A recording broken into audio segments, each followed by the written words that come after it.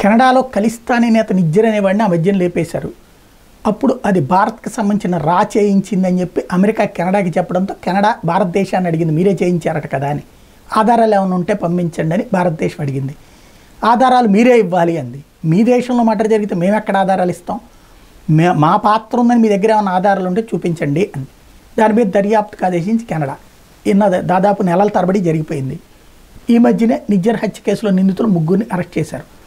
ఆ 3 కూడా సేమే ఖలిస్తానీ వాళ్ళే, వాళ్ళు కూడా సిక్కులే, వాళ్ళు ఖలిస్తానీ తీవ్రవాదులే.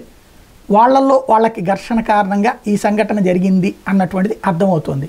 అయితే అది భారతే చేయించిందా లేదా అన్న దాని మీద దర్యాప్తు చేస్తాం, నిందితులు మాత్రం అరెస్ట్ అయిపోయారని కెనడా ప్రకటించింది.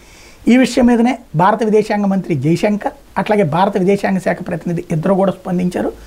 కెనడా ఇప్పటికైనా అర్థం చేసుకోవాలా, రాజకీయాలలోకి తీవ్రవాదాన్ని పెంచి పోషించడం లేదా రాజకీయ అవసరాల కోసం తీవ్రవాదాన్ని పెంచి పోషించడం కరెక్ట్ కాదు. ఎందుకంటే ఇప్పుడు నిజ్జర్ అనేటువంటి వాడిని కాపాడుకు రావడానికి లేకపోతే ఖలిస్తానీ తీవ్రవాదులు నెత్తిన పెట్టుకుంటున్నది కెనడా ప్రధాని ట్రూడో కాబట్టి పరోక్షంగా హితబోధ చేసింది.